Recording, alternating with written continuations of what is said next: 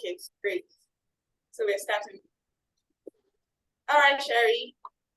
Hello, everyone. I'm so excited to be here. My students, we're in the United States of America. We're in the state of Virginia, and we're from Nysmith School. Say hello, everyone. Hi. We're very honored to be participating in this Zoom today, this sharing session with Green Growth Africa. We're so excited to learn about your projects. The videos that we were able to preview, we were just amazed with your projects, how creative they were, and how much they were doing to help the environment and to help your communities. So great job to all of you for your wonderful projects. Just wonderful. We really love them. So thank you for sharing and having us participate in this Zoom today. All right. All right. Thank you, Sherry. So right about now, I will just give a brief introduction for those that were not here yesterday. So basically, Green Growth Africa is an organization that started about 6 years ago, and we are pivotal to, and we ensure, or we are interested in the socioeconomic development of Africa. And so far, we have a network of over 1,500 professionals across the globe, and we've directly impacted over 5,000 young people across 26 countries in Africa through programs like this. We have various programs, and one of our programs is the EcoHeroes initiative. And we do this, the EcoHeroes initiative, formerly known as the Environmental Education Program. We implement, the Green Growth Africa implements the EcoHeroes initiative to empower African youths with action competencies in applying their classroom knowledge and all the classroom knowledge gained in their STEAM courses to address environmental and social challenges within their communities. And the approach we go about ensuring that we raise a generation of 21st century skilled green workforce that would develop innovative solutions to solve 21st century. We go about it by empowering and engaging students via a learner-centered approach, a co-creation approach, and hands-on learning. So basically, the EcoHeroes initiative educates and empowers students across in secondary schools across African countries to identify environmental challenges and needs in their communities. And when they identify these needs, they go ahead to conceptualize solutions by applying the knowledge from their classroom and implement this project.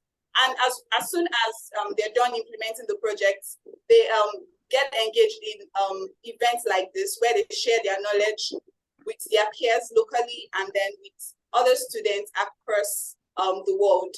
And we don't stop at that. To ensure that we replicate this process, we established eco clubs in secondary schools across Africa to ensure that there's a continuation of the impact that has been done.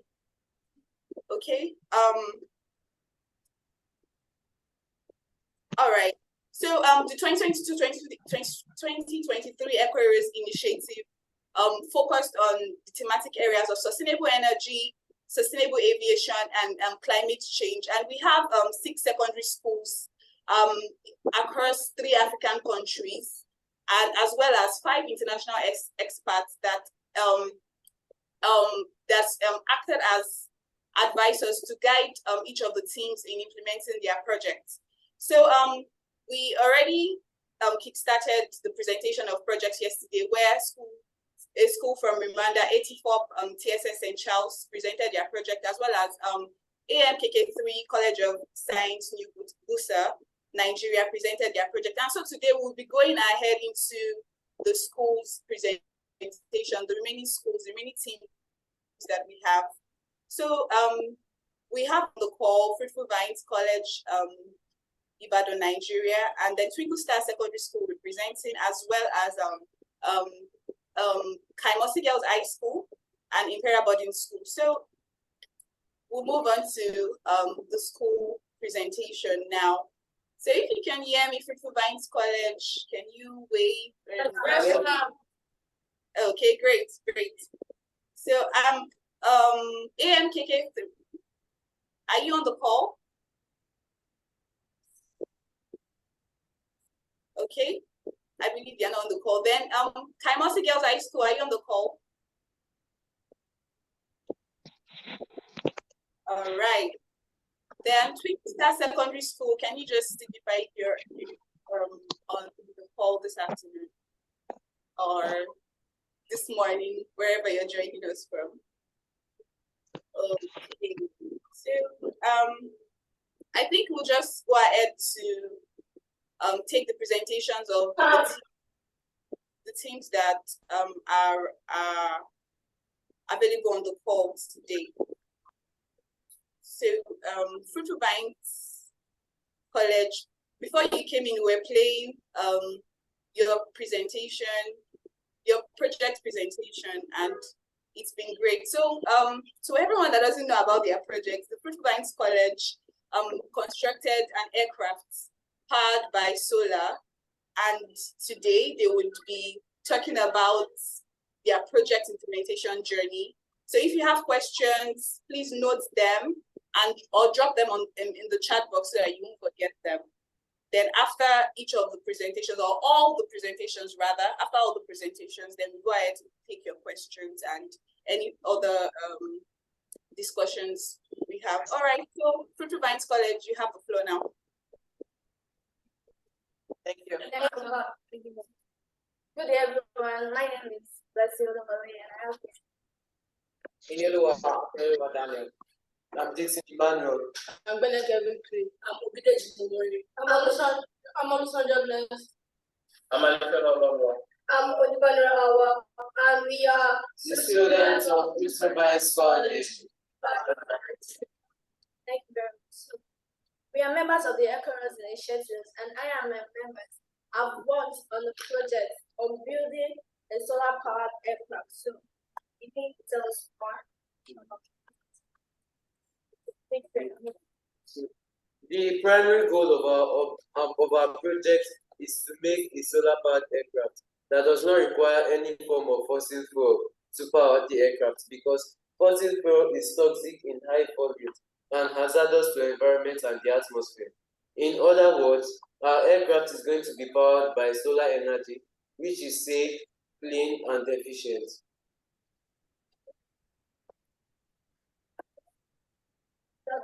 So while doing the project, we made a prototype that was made out of cardboard. So over here is a prototype, and it was made out of carton.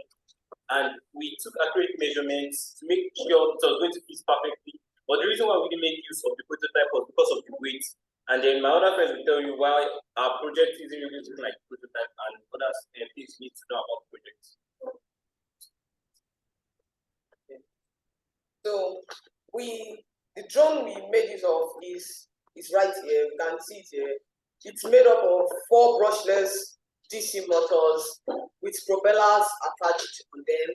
We can see we have a frame that is made out of tough material for rigidity. We have a receiver that is placed on the drone to receive signals from the drone controller. And also, here is the flight controller, which serves as the motherboard. Everything that we can see right here is called the flight controller is the heart of this drone. We made use of metal wires for soldering the metal parts to each other. Thank you. Here is the drone controller that will receive signals from the quadcopter. Yes.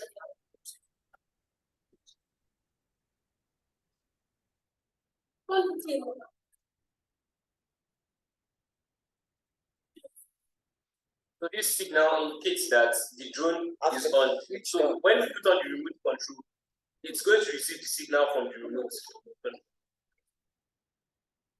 So the remote has to be in place, unless it's going to give a distorted signal that it's in place. So that's what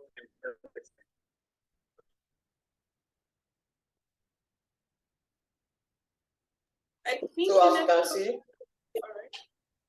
the, Yeah, go the ahead. drone has been connected to the receiver, so we can hear that sound. Yes. So that's like the drone is receiving impulses from the receiver that has been placed on the quadcopter. We also made use of a 2,400 mAh battery and a remote control, and also Allen keys for tightening bolts and nuts that make the body parts of the drone to stay together. So we're still facing some problems with the drone, and then our other member here, Olusojo Blessed, is going to tell us more problems that we face during the procedure. We face countless problems while creating this prototype and also the main drone itself. We faced the problem of insufficient material. We didn't have enough equipment for us to create, and so we got to discover that we could use waste material that could eventually go into dump yard. And we didn't have enough time. We faced the problem of insufficient time. We didn't have enough time to build this project, so it actually had some fault while creating, and that's why we have this prototype that couldn't fit in. The quadcopter needed a lot of configuration that was a little bit too advanced for our level, so we had to get some experts to help us solve that problem and incorrect configuration. Due to the area where we used to configure the quadcopter, we got to discover that it wasn't easy to configure it, and the configuration didn't go as planned. And that's the reason why we won't be able to show you videos of the drone flying, because you won't really be able to lift it up because it's wrongly configured. So it will take time before we configure it. But with respect to time, we should be able to fix that problem. How we overcame the challenges. Firstly, we took advice from our advisors. Mrs. Oladi,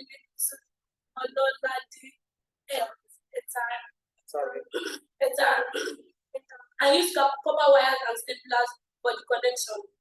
We made our third model, which was like that, but it was made out of aluminum and tin plates. We got experts who helped in the configuration and calibration of the quadcopter. This was how we were able to overcome the challenges of the quadcopter.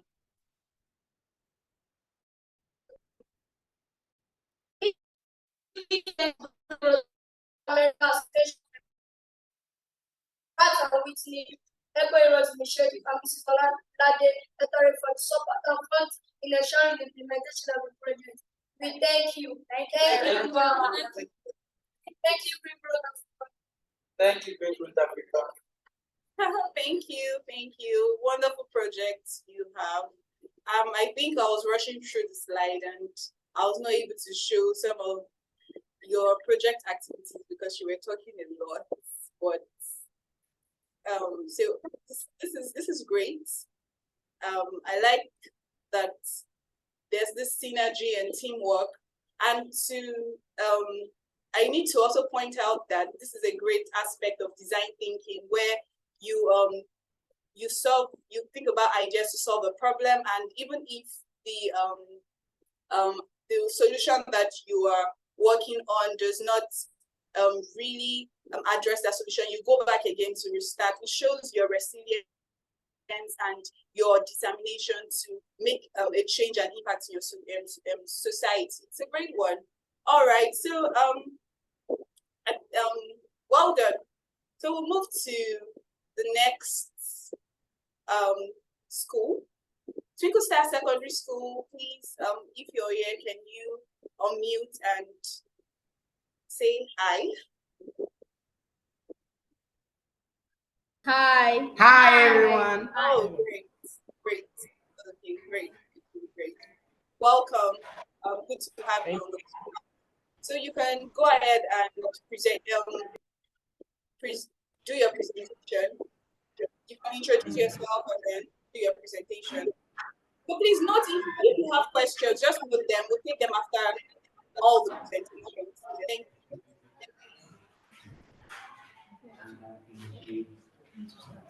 Hi, um, hi, I'm Favor Tese, and we are from Twinkle Star Secondary School.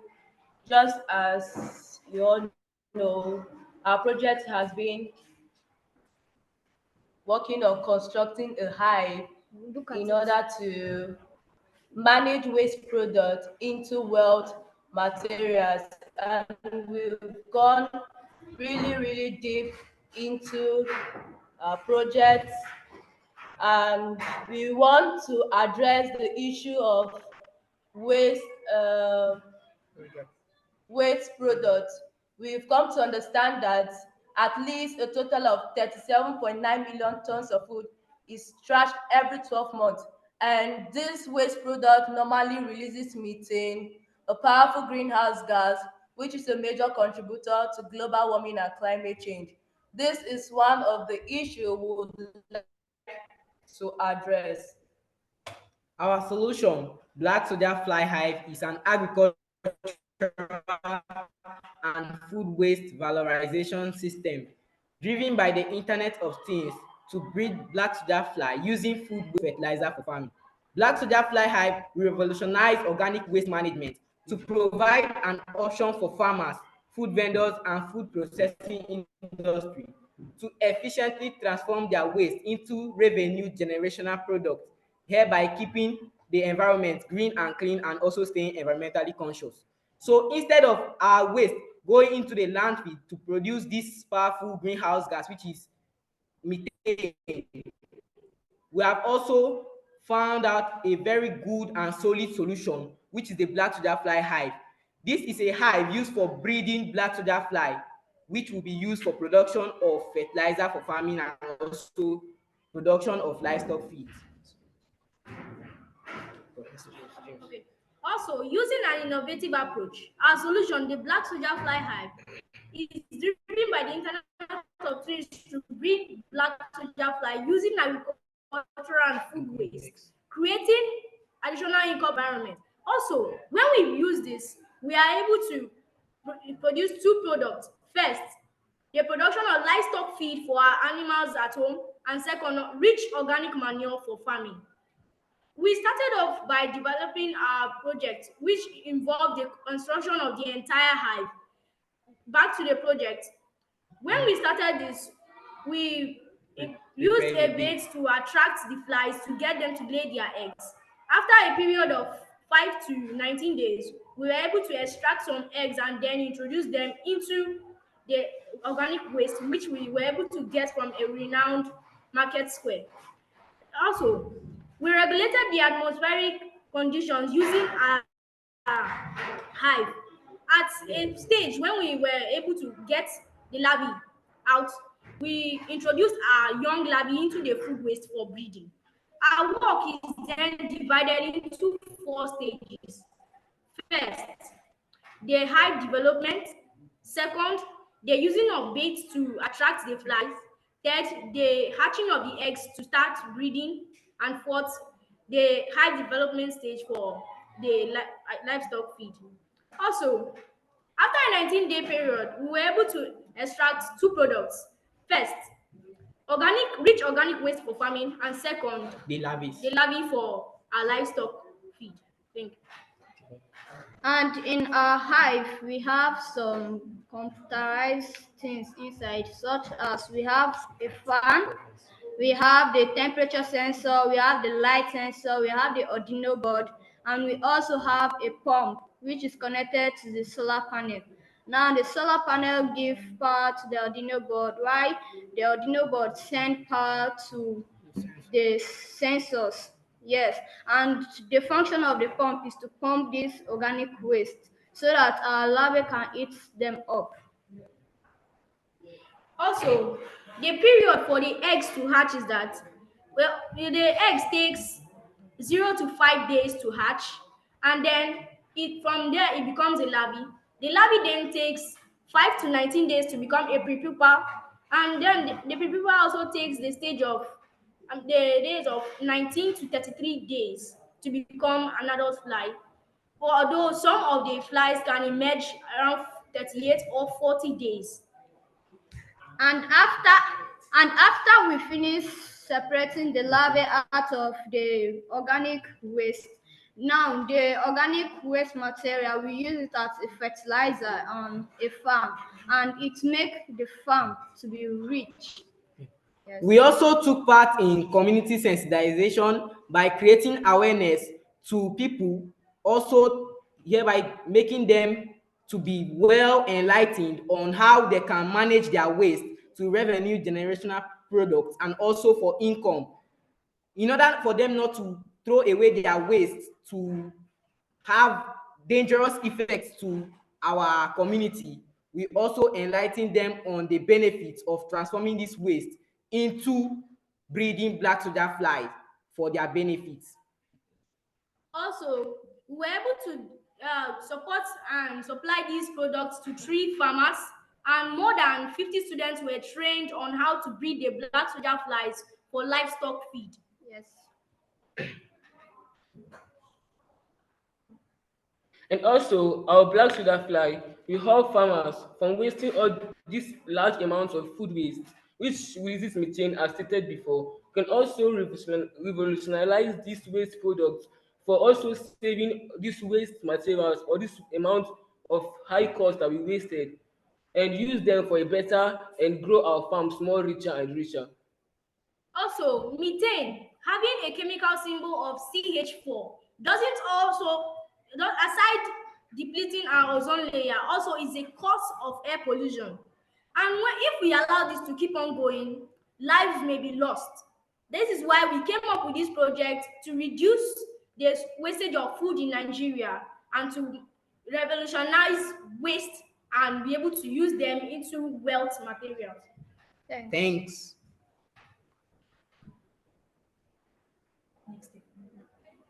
Right. Thank you. That was a great presentation. Okay, you were saying something. Okay. No, So thank you ma'am. all right. Thank you very much. That was a great presentation. Thank you for just going straight into it, just sharing your implementation. All right, so we'll go straight to from Kenya. I must girls, if you're on the call, can you unmute? Taimasi Girls High School, Kenya. All right, since they are not on the call, Imperial Boarding School from Nigeria, are you on the call?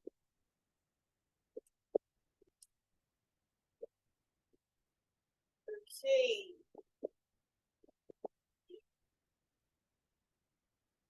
All right, since they are not on the call, let's just go straight to questions and answers. So when the schools join us, we'll just go ahead to take their presentation. So Sherry, are you still there? Hello, Sherry. Yes, I'm here. I was just typing a question that my students had into the chat on the solar aircraft. Okay. Let me just finish typing that in, my students.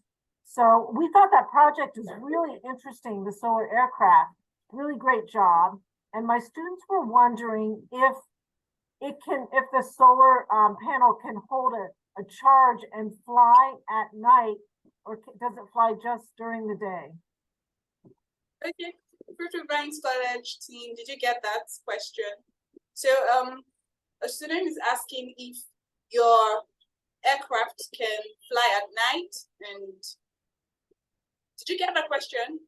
Sherry, is that the question? Okay.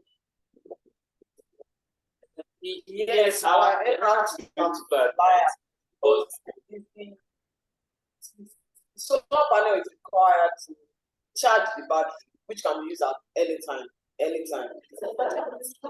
But one of the things we also need to do so that our aircraft will be able to fly at night is to make use of infrared sensors and also cameras so that they'll be able to navigate at night and be able to see where the aircraft is moving towards.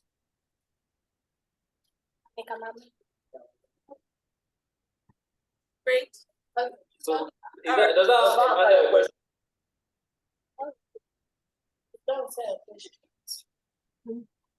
Sherry, Yes, yes, thank you.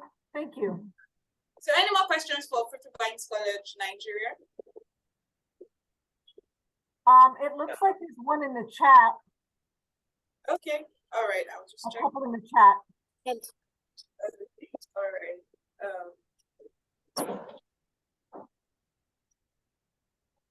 Okay. All right, so who else has any other question for Fufu Bites College? Oh, I see that Mr. Soika's class is asking how long can the solar plane fly at one time? So how long can the solar plane fly?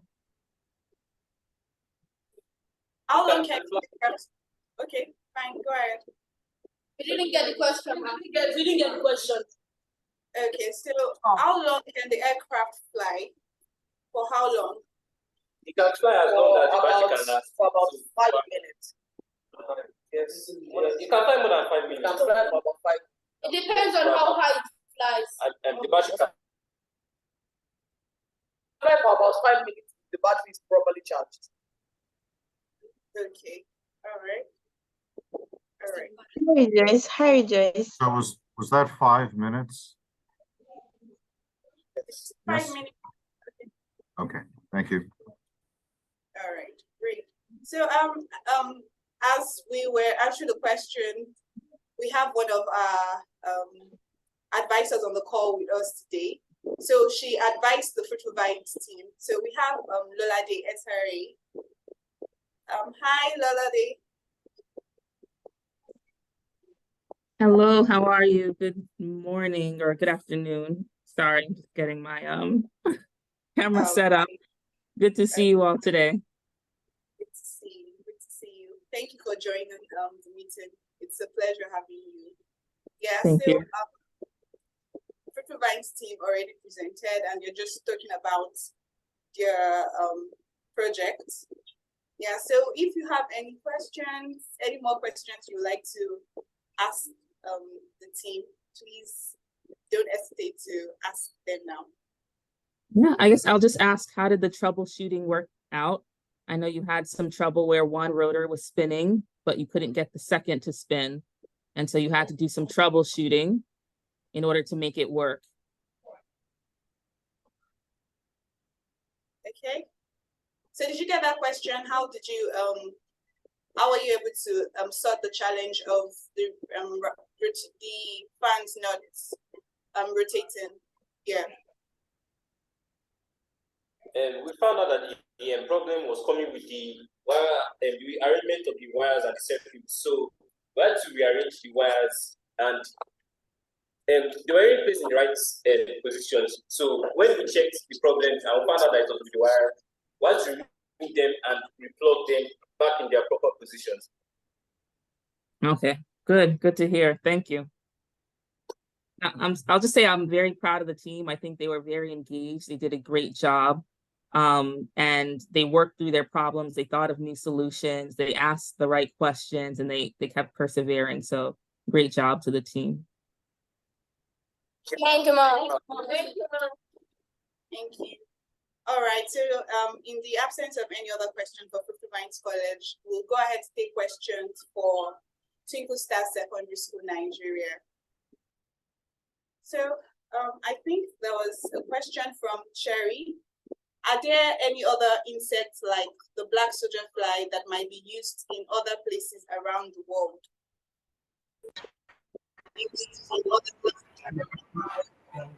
Yes, ma'am, there are. Some examples are the mealworm, the silkworm, and the cricket. They are edible also. They can be used for fertilizer too. I say the mealworm, the cricket, and the silkworm. Okay, cricket and silkworm. That is great. That's great. Yes, ma'am. All right.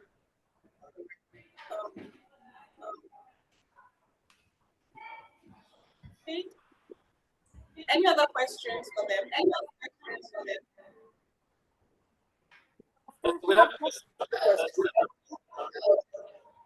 We have another question. Why did you choose the black soldier fly? So why did you use the black soldier fly? So the black soldier fly, it's more easy to attract because as a caprivore and detritivore, it is attracted by smelling and rotting things. so it is more easier to get than other types of flies that I mentioned earlier. Thank you. Additionally, it is somehow rampant in Nigeria. That's why we used it. Right. So Sherry also asked, chickens like the lava food. Yes. Yes, the chickens, they like the lava food a lot. As a matter of fact, our livestock love them either fried, dried, boiled, or you can just feed them straight to your livestock because the larvae is an alternative source of protein. Yes. Chickens, not livestock. Right. All right. So for those that just joined us, the team from Twinkle Star Secondary School, they worked on breeding black soldier fly larva that converts organic waste into livestock feed and organic manure for farming. So that's the project that we worked on. All right. So there's another question for you. Was it hard to attract I think you have to leave. Okay. So was it hard to attract the flies to the hive?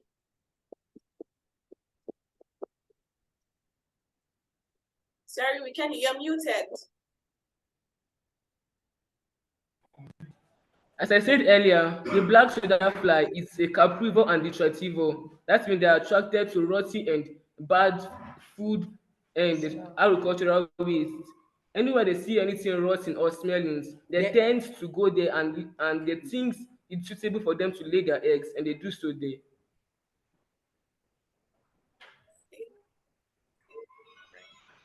I would also ask this question. When you what did you use to get the eggs together in the lava? Okay. Yes. We used a bait, which was actually a mixture of pap and eggs. So we allowed this to ferment for a week. After that, we dispersed them and we also used additional stuffs which enabled us to attract more flies. And although more different species of flies laid their eggs, but to the glory of God, some of the black soldier fly larvae tend to feed on the other species of flies larvae, which then helped us to know which was the black soldier flies larvae and which was the other species larvae. Okay, so like how did you collect them? Did you have did you pick them, or you had a place where it was specified for them to lay their eggs, and then Yes. We used a carton. okay. Yes, we dip the carton into the bait. So as the black soldier flies ate the bait, they now saw the carton as a safe place for them to lay their eggs, and they lay it there. So I have another question from Science College. Can the flies die as a result of toxicity from waste products? We didn't get you. Can the flies die as a result of toxicity from waste products as a result of them feeding on products?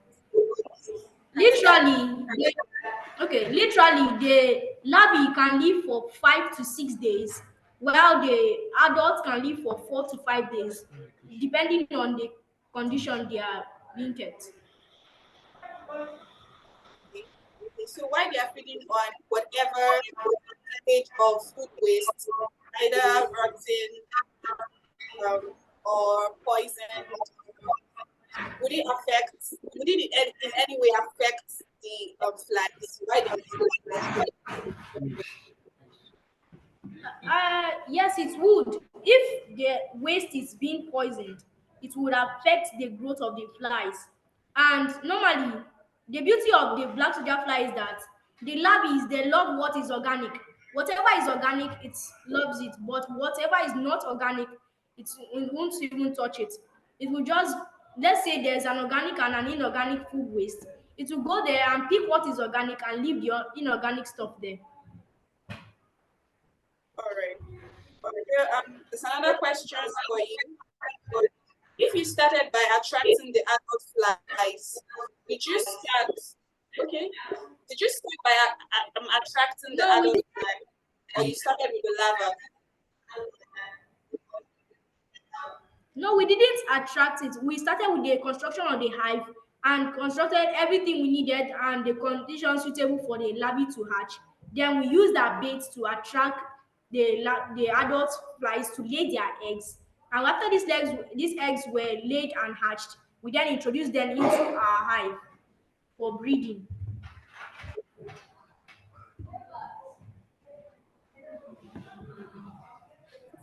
That's great. Are there any questions for them?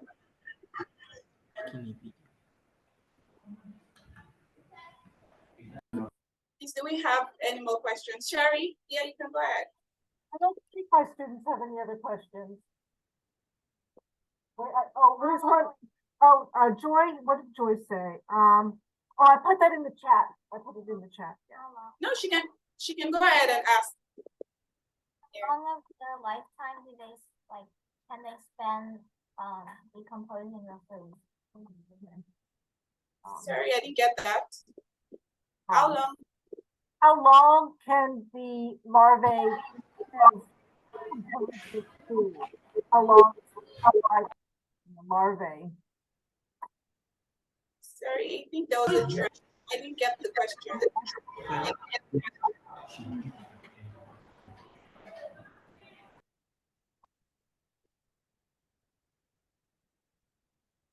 Sherry, I didn't get the question, sorry. I'll type it in chat. Okay. How long do the larvae live to eat the food waste? Okay. So Sherry is asking how long the larva live to feed on waste.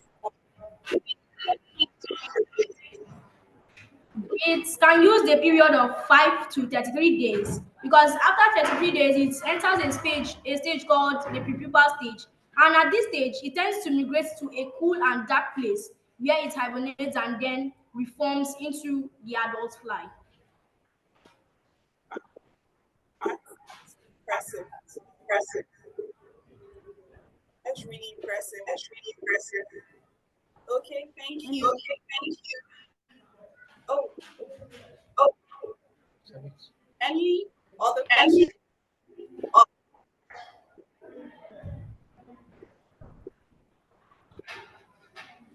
All right, I have one question from here. So what is the next step for you as regards your project?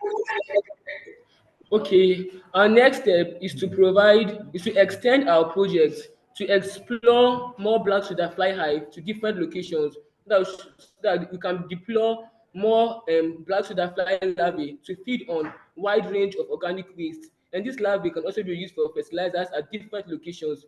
And also, we want to extend or expand our project to using an educational outreach to enlighten other students from other schools, not only in our origin, in our school and in Nigeria, but also other parts of the world on the importance of our solution, which is a black soda fly larvae. Great. Thank you. I love that project is you're redirecting it in such a way that naturally waste are being turned into something more useful rather than just lying there and rather than lying there and just causing more harm to the environment. Great, well done, good job. So I think we'll move on to, since we don't have any questions for now, we'll move on to the next presentation.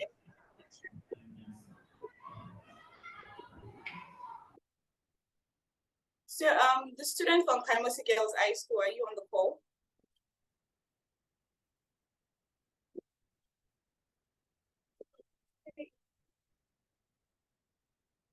I think they are currently not here. All right. What about Imperial Boarding High School?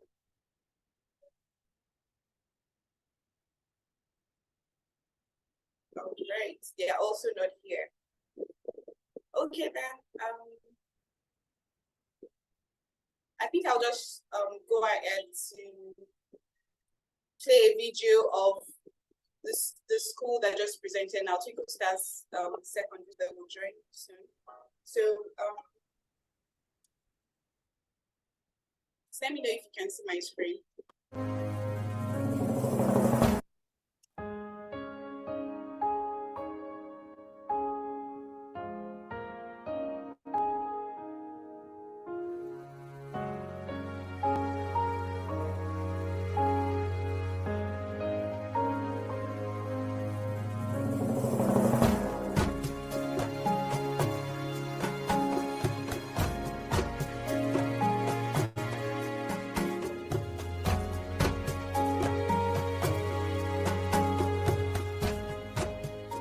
Hi, I'm Wisdom Afegi. Hi, I'm Favor Tese. Hi, I'm James Onoja. I'm Paul Onolibekwe. We are students from Twinkle Star Secondary School, Makurdi, Benue State, Nigeria. We present to you our project, Black Soldier Fly Hive, which will be used to convert waste products into wealth materials. Right, so that was just like a short introduction or a short video that just talks about the way food is being wasted generally in Nigeria, and it's a great one that the students are doing, trying to convert food waste to usable resources. So I would be sharing my screen now for the last school. I don't know why they are not on the call. So just a moment. Start sharing again to see if it's going to come on while we wait for the remaining schools to be here. And funny enough, Kaimose girls, they were around yesterday, so I do not know why or what challenges they are facing today. Right. How about now? Can you still see? Is it different? Oh yes, it is. Okay. All right. So I will just show student activities of preparing these solid and liquid fertilizer. So this was where they had gathered, they had collected the plant waste in each of those bins that was placed strategically around the school and in the community. And then they had to go through the process of mixing everything and mixing each of the waste and producing. After it decomposed, they ensured that it dried, but it was under a shade, so it was just going through natural process of it being dried, being dehydrated, and they collected what was remaining, and then they used it on this farmland, and we are still looking at it growing. And yesterday I was able to show a video of where they used both the solid and liquid fertilizer on a maize plant and a bean plant, and the outcome. So yeah, this was when they had mixed when they were trying to get the liquid fertilizer. So what they do is once the mixture that they had left to decompose has gone through natural process, then they mix with water again and squeeze out the liquid and sieve out the solid remains from it, and test it in the laboratory to ensure that it has a particular pH that they can use on the soil. Yeah, so this was where they were testing the liquid fertilizer, and then they stored in containers that can be used for as long as possible. Yeah, so and one of the things they also did was to engage their peers on engage their peers and community on this project to just ensure that farmers get to know that there's a way you can produce organic fertilizer easily without having to buy the inorganic fertilizer, the synthetic fertilizer that farmers use. And there's a way you can do it right on your own, and the benefits that comes with it. So as their next step, we are looking at partnering with the Ministry of Agriculture in their country. And yeah, I think that's the conclusion.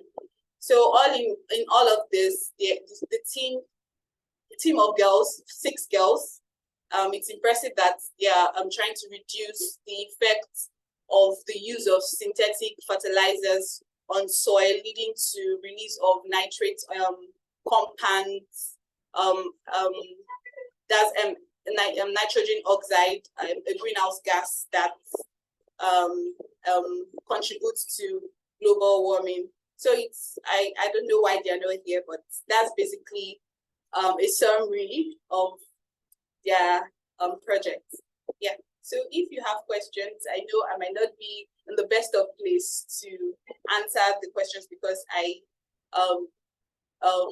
didn't implement the project, but of course we have knowledge about what they did. So if you have questions, please ask them. And of course, we can also pass it across to the team, and then I would let you know of their answers. Yeah, so thank you.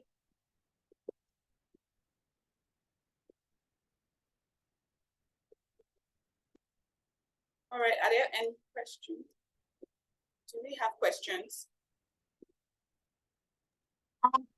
Sherry has asked, okay. I put a question in chat. One of my students wanted to know if they know if the solid or liquid fertilizer worked better. It looked like they both worked, whether it was in solid or liquid form. But she wanted to know if one might work better than the other. Yes, they both worked. Both the liquid and solid fertilizer. And one of the things that they showed us yesterday in the video was the fact that it enhanced the richness of the soil such that it was darker, and I think you can use it on a soil that is dry and losing its components to produce properly, and just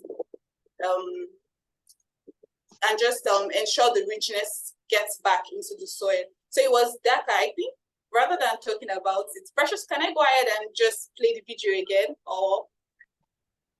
Okay, I think it's better we play the video. I think, but for the question that I just saw now in the chat box about whether other farms or other people outside school have used it, they mentioned that they had shared it with farmers around their communities, but we don't yet know the feedback of the effectiveness of the fertilizers outside their schools. And I think we could just play the video so it could be clearer and we're hearing directly from them. Yeah, I agree with you. All right, just give me a moment.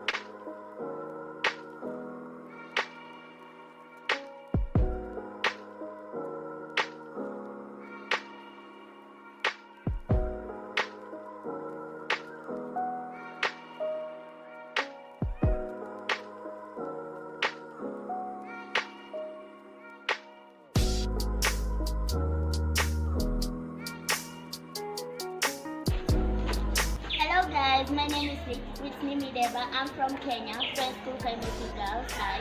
I'm working on a project of making liquid fertilizers from plant products. Travel with us. Hi. Oh, what are you doing? So, my name is Eve. My name is Grandma. My name is Anne. So, we are going to show you how we treated our liquid fertilizer and how we have proven that our fertilizer is good for the plants. So we are going to start by the titration part. Our friend Emma is going to help us with that. So first, we are going to take the liquor. We are going to pour it in our burette. Then we are going to titrate it to 250 milliliters of our chemical flask. Then after that,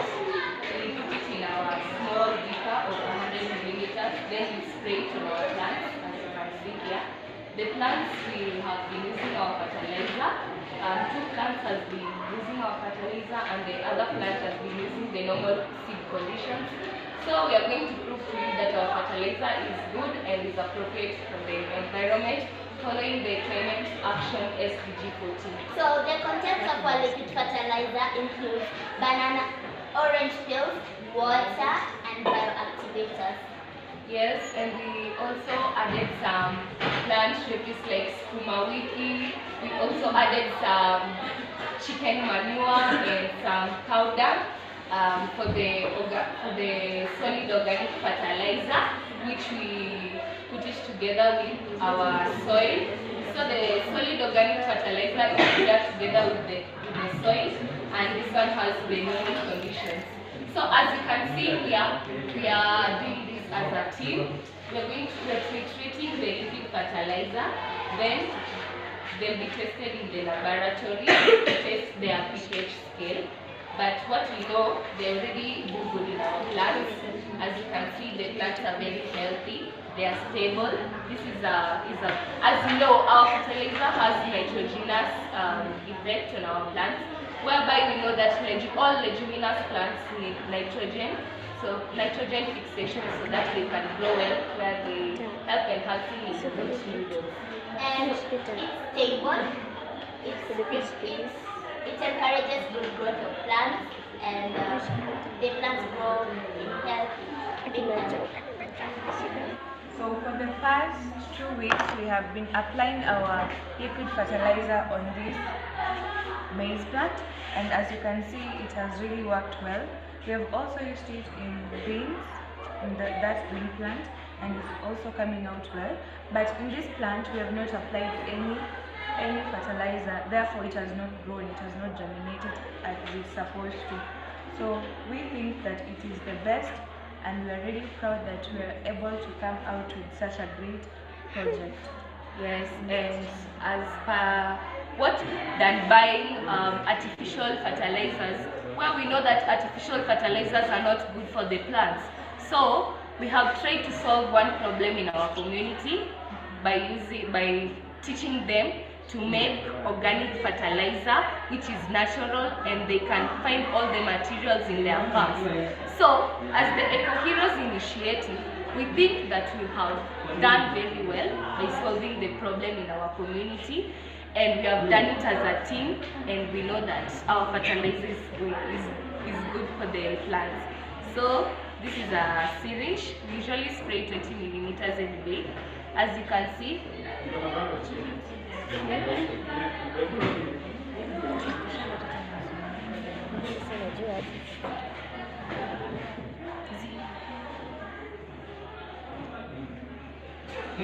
this is our bean plant. And also a point to add, our bean plant is mixed with the liquid fertilizer and the solid fertilizer. Yeah. So as you can see, the soil is dark, the texture, the moisture. Look at the leaves of the bean plant, green, the maize plant, but look at the normal condition of this one. It's not healthy, but our fertilizer is done well. So we thank the EcoHeroes for giving us the chance to be able to show them what small minds and young ladies like us can do, and how young ladies like us are capable of doing anything in this world. And as a team, we are going to continue to spread the spirit of EcoHeroes and doing well in the environment, right? Yes. Remember, save the planet, there is no planet B. Yes.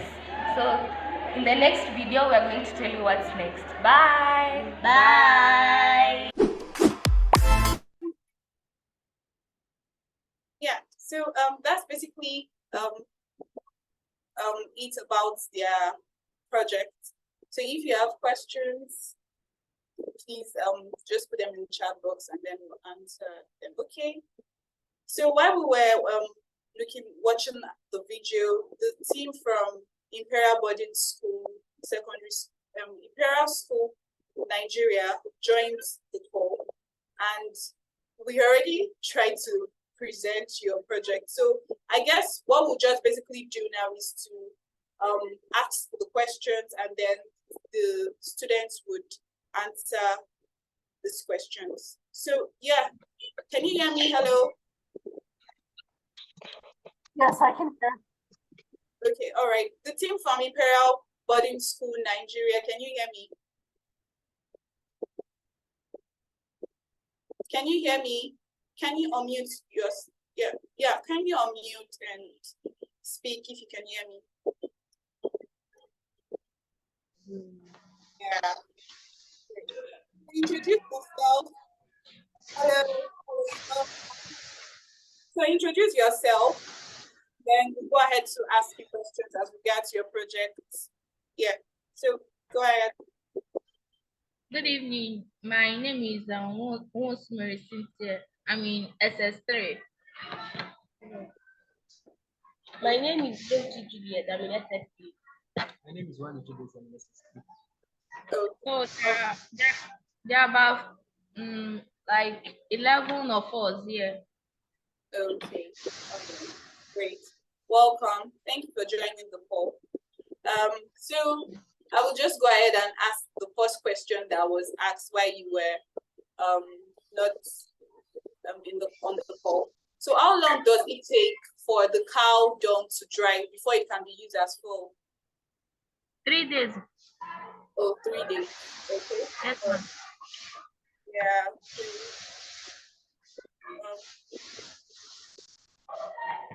I think that's a great question in the chat box.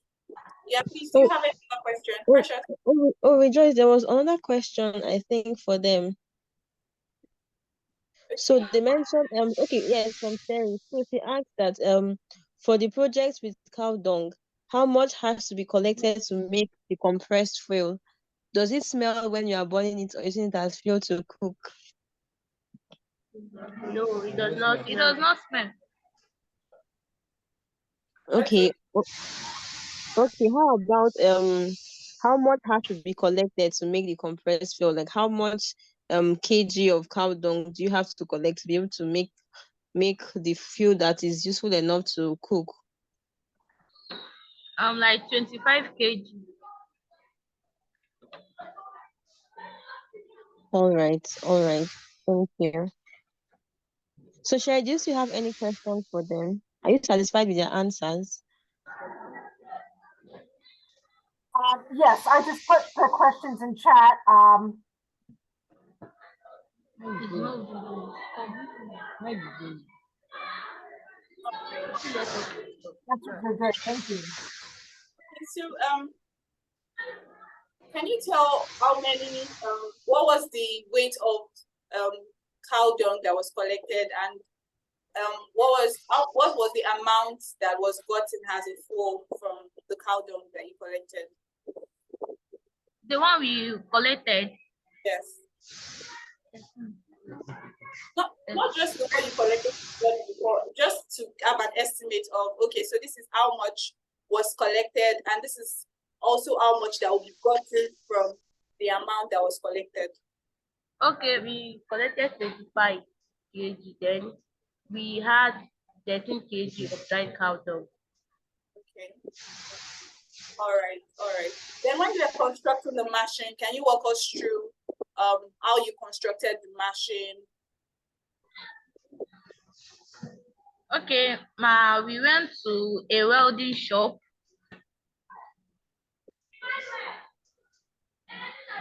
Okay. Are you hearing me? Yes. Yes. We went to a welding shop, and we gave the welder a picture, a diagram of what we want to construct. So then we joined some of the materials together.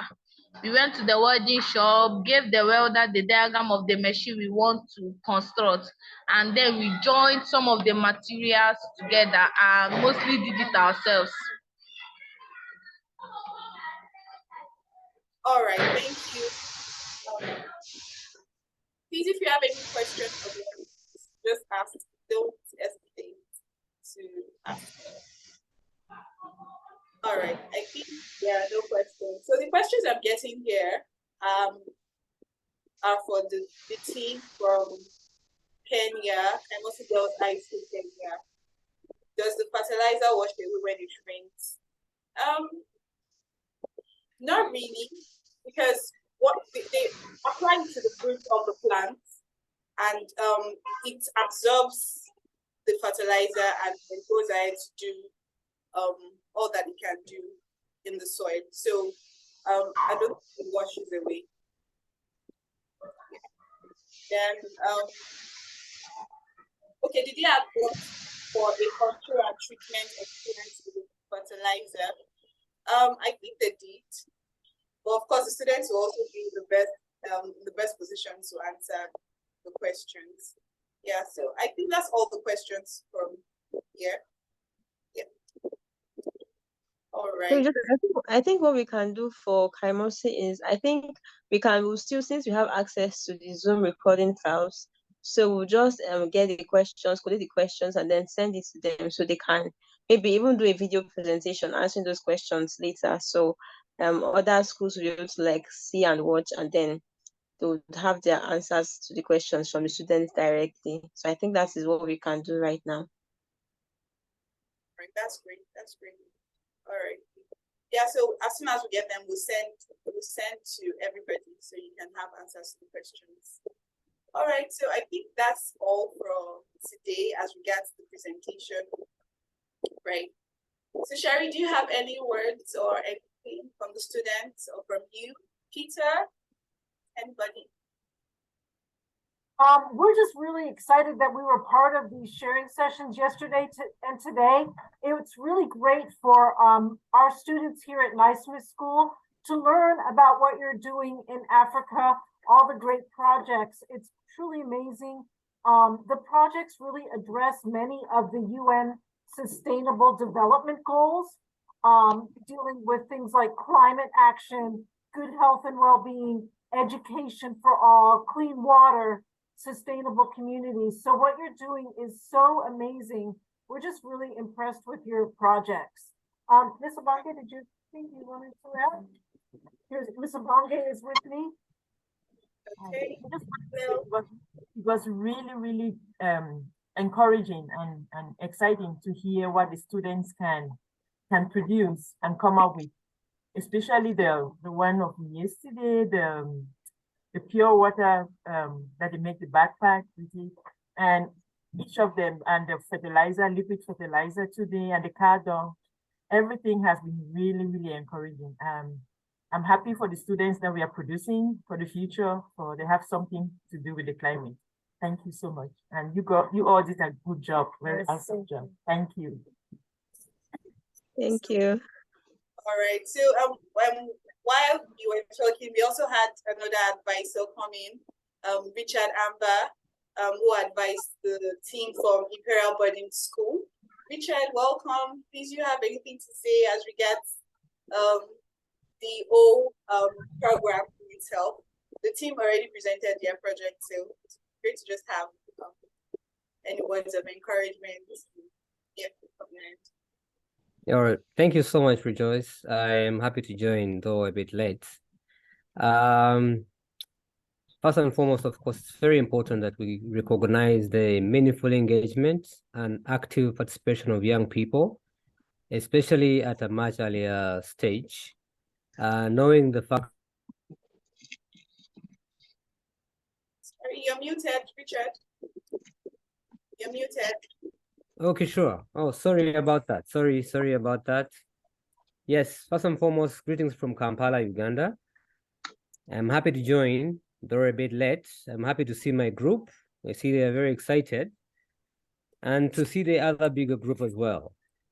First and foremost, I'd like to appreciate the fact that this initiative is actually on, that you decided to take lead in the championing the process of transitioning, helping transition young people in different perspectives, but most importantly also to recognize the fact that the practical skills are more important especially to complement the knowledge skills.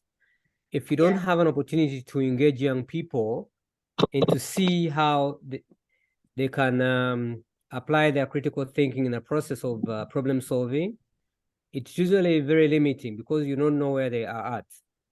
But once we engage young people in different forums, we know that they are both able to collect some knowledge, but also they go back somewhere and practice. One, for the fact that I think in the new era of education, we need more of the technical skills or practical skills, basically not to produce people who are going to be job seekers, but creators and people who can create jobs for themselves, but also for others. So I am very moved that we are doing this not probably in one country chapter, but in different countries, to see that we are able to tap into the resources of those who already know it, those who have already done it, but also that we are creating a network of a large partnership that will grow and grow much bigger. What we're looking for right now is not people who know how to spell or people who know how to speak a little English, but people who can produce tangible products. For me, my voices everywhere is that if they are not part of the solution, then they are part of the problem already. So I think appreciating my group, first and foremost, the ones that are based in Nigeria, having chosen a topic in renewable energy, I am very, very delighted that I would like to see that they don't just stop there, but they are able to replicate what they have actually been able to do and champion so many other spaces where they can actually create change. We need to have visible change. We need to have young people be part of the solution. We need to have young people ignite themselves in terms of doing research, especially applied research. You know, not merely just focusing on the academic research that we're going to put on our shelves, but in their simple, basic way of collecting data, of applying some skills. They're able to reveal some solutions that are or can be easily owned by the communities. Because what we're looking for at a global level is local solutions, local-based solutions, or nature-based solutions. So we need not lie to ourselves that we are far looking far ahead for new technologies when we cannot apply the already existing technologies. All right. Yes. Thank you so much, Richard. Thank you so Sure. much. Thank you so much. So, Lolade, please, any words before we wrap up? We just have about 5 minutes to the end of the call. Just to say thank you for giving me the opportunity to be a part of, this initiative. I was very encouraged by my team's work, how much effort they put into it and what they were able to accomplish. And it's very good to see all of the other teams' work and all that you were able to accomplish as well. And it tells me that if you're able to think this critically and be this innovative, you have very far to go in life and, with what you choose to do going forward. So great job. Thank you so much. Thank you. It's great having you all. So we've come to the end of the first section of the Intercontinental Knowledge Sharing webinar for the 2022-2023 EcoHeroes Initiative. A big thanks to Sherry and Peter and the student from Nysmith School USA, and a big thanks to all our advisors for being there, for giving us their time and the resources to ensure that the students implement their solution ideas in their various communities. All right, from our end, Princess. Okay, Princess. Yes, hello, Rejoice. Hi, everyone. All right, so Princess is my colleague and she'll just be rounding up here. All right, thank you very much, Rejoice. Can you all hear me? Yes. Yes. So hi everyone. Sorry, I'm not able to share my screen today. So it was a really wonderful presentation today. The workshop was amazing, and I really want to thank all the students for taking out time to be here today to present, and also for all the schools that were invited and to the advisors who were also present. I say a very big thank you. It was really nice to have you all here. I know you were probably busy, but you took out time to support the students and also support EcoHeroes initiative. So thank you and thank you again. So we will literally just be wrapping up today, and we would also be having another workshop. I think that should be on the 20th with Joyce, right? Yes. Yes. So I would share more info, via email. And if you would want to join again on the 20th, please feel free. We would really love to see you again. So thank you very much. Thank you also, Rejoice and Precious, for putting up this workshop. Thank you. So that will be up. All right, thank you. So till we meet again, it's a bye-bye. Thank you so much. Bye-bye. Bye-bye. Bye-bye. Bye. Bye-bye. Bye. Bye, everyone. Cheers to all.